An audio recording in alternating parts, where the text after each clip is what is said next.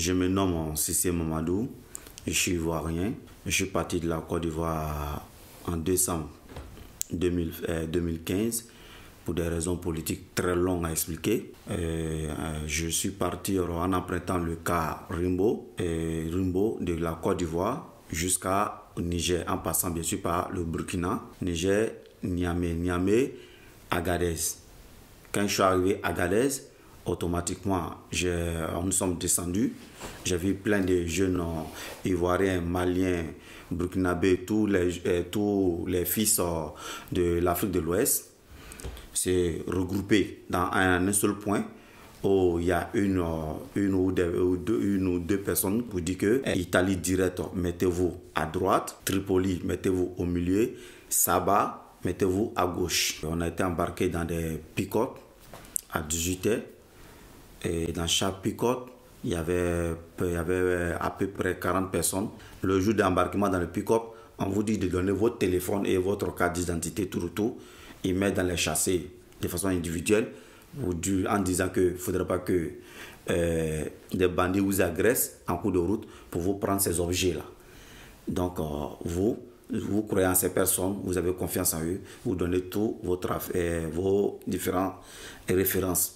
Et c'est fini, vous n'avez plus d'identité et vous continuez ce chemin. On s'est retrouvé dans une des prisons de Saba, des endroits où ils stockent la population noire, comme on le dit, pour vous amener à appeler vos parents pour qu'ils puissent les déverser des sommes pour qu'on puisse vous libérer. Et c'est en ce moment-là que j'ai été libéré par un des chefs de Saba, qu'on appelle Oussa Saba. Alors, donc de là, on allait directement dans son foyer. Il m'a dit, bon, tu es un Cissé, et tu viens d'Abidjan, tu viens de la Côte d'Ivoire, je sais aussi que tu connais quelques villes de la Côte d'Ivoire, tu as des amis, tu as des relations. Donc, nous aimerons vraiment travailler avec toi. Et on te fait des propositions où, en un mois, tu peux recevoir plus de 5 millions dans ton compte. On va créer un compte Orange Money pour toi. Quelqu'un va prendre ton numéro et il va mettre des sommes dedans et au fur et à mesure, tu peux donner le contact à une autre personne qui va retirer cet argent pour garder. Et comme ça, tu vas appeler les autres frères à venir. Bon, il y a toujours une bonne situation pour passer tout. Il m'a même enlevé du foyer, allé me loger chez lui à la maison où je comptais de l'argent, beaucoup d'argent, des dinars, des euros, des dollars et des francs CFA. Mais les euros et les dollars et les francs CFA ne faisaient pas plus que 2 jours dans sa maison. C'était des sacs d'argent, c'était beaucoup d'argent. On passait carrément toute une nuit en train de compter les dinars.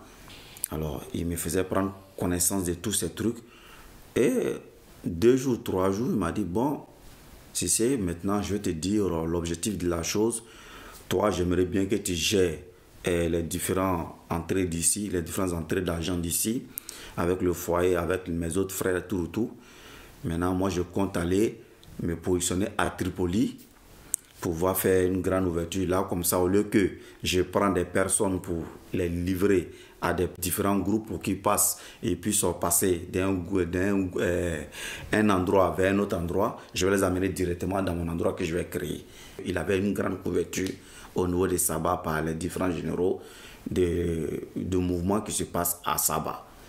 Voilà, tout comme fait, c'est les mêmes réseaux. Et sans ce moment, j'ai compris que c'était une grande organisation qui était mise en place et que c'était carrément difficile à contrôler, ni même faire quelque chose qui est capable d'échouer ce système-là.